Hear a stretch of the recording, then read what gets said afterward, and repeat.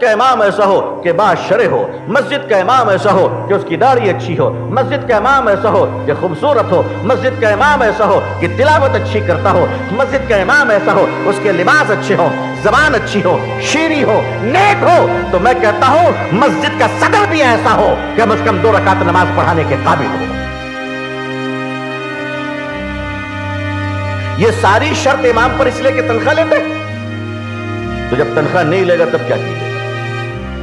مسجد کے متولی صاحب بھی ایسے ہوں جو کم از کم عشاء کی فرض نماز 4 رکعت بہترین قرات کے ساتھ پڑھانے کی قوت رکھتے ہیں۔ مسجد کمیٹی کیسی ہو؟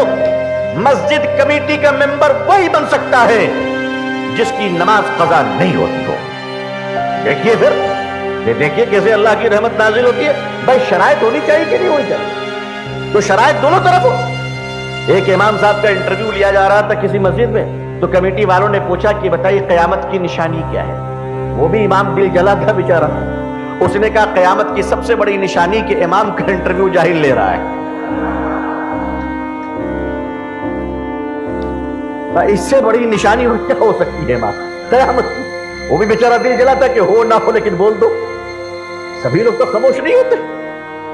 لہذا یہ دونوں طرف، اس سے فائدہ کیا ہوگا؟